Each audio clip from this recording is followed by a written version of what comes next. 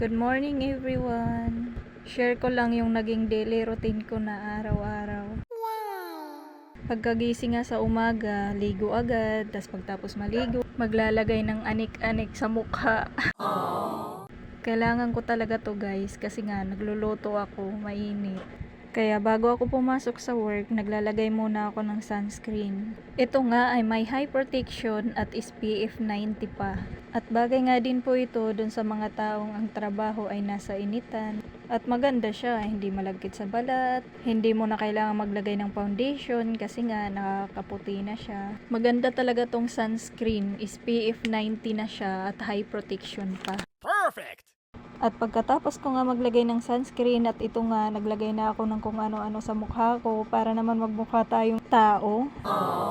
Medyo nasobrahan nga yung nilagay ko kaya naman babawasan natin. At dahil nga manipis yung kilay ko, lalagyan ko naman ngayon ng pampakapal. Sa magtatanong kung ano nga yung nilalagay ko, ito nga po ay eyebrow gel mascara. O siya, sige, ipapass forward ko na at malilit na ako. At pagkatapos ko nga po magpaganda dyan, nagbihis na nga po ako at papasok na sa trabaho. Pagkalabas ko nga po ng bahay dyan ay maglalakad pa ako hanggang doon sa kanto.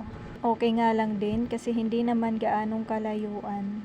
Pagdating ko nga po dito ay mag-aabang na naman ako ng masasakyan kong eroplano. Wow! Ay eroplano, tricycle po pala. Medyo natagalan nga po ako makasakay dyan kasi yung iba papuntang eskwelahan, yung rota ko papuntang trabaho. At buti nga po ito, nakasakay na rin ako.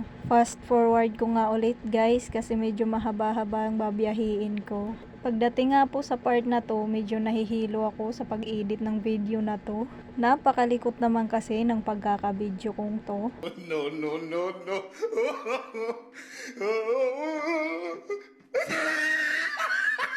At ito nga, nakarating na rin tayo. Dito nga po pala ako nagtatrabaho guys. O siya, sige, hanggang dito na lang. Papasok na ako. Thank you for watching. Bye guys!